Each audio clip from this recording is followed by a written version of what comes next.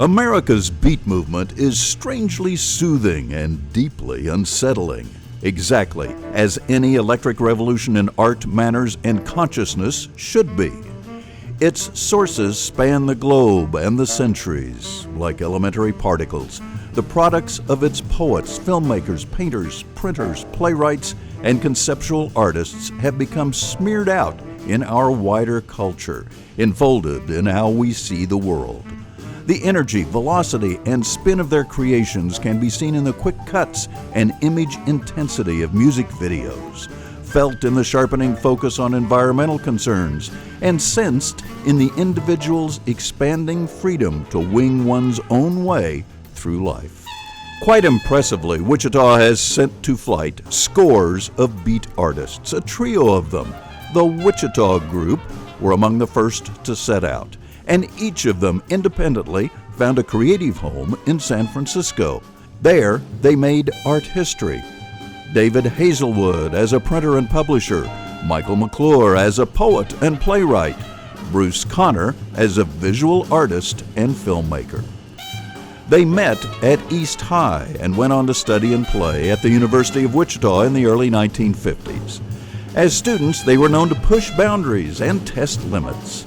Bruce, for instance, once redecorated an art instructor's office with a tangle of different colored yarn. The art department then decided to call it a prank. And in 1952, the three-letter group of more bohemian students and a Machiavellian plan to publish a literary magazine. Based on the premise that the campus writers club had funds for such a venture, they plotted to take control and succeeded. The victory was less sweet when they discovered the club was $350 in debt. David entered college at the age of 16 with plans to become a doctor.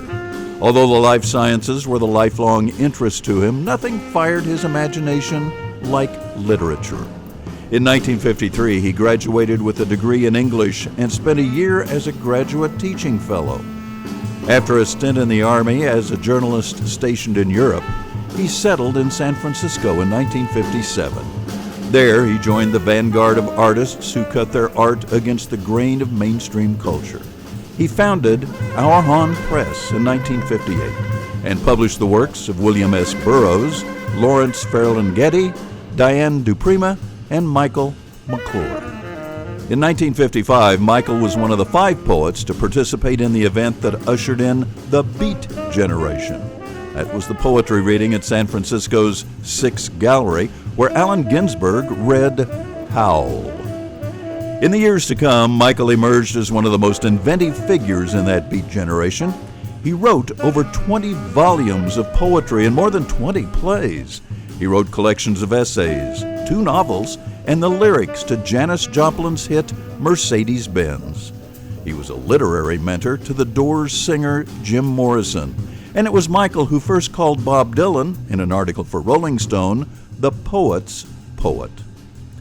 After alighting in San Francisco in 1957, Bruce became a major player in just about every 20th century rebel art movement, including the beat, hippie, and punk rock scenes. More widely, he was a key figure in American art and film. His nylon-shrouded assemblages bred international acclaim. His independent films captured instant renown, and his work in so many different idioms, painting, drawing, collage, printmaking, film, still holds the rapt attention of audiences around the world. Michael once described his friend's work as healthy, creepy, dark, sweet, laughing works of art. Indeed, the wingspan of Bruce's body of work is stunning. Tonight, we are extraordinarily proud to honor these shocker artists, this Wichita Group, with the 2019 Award of Distinction.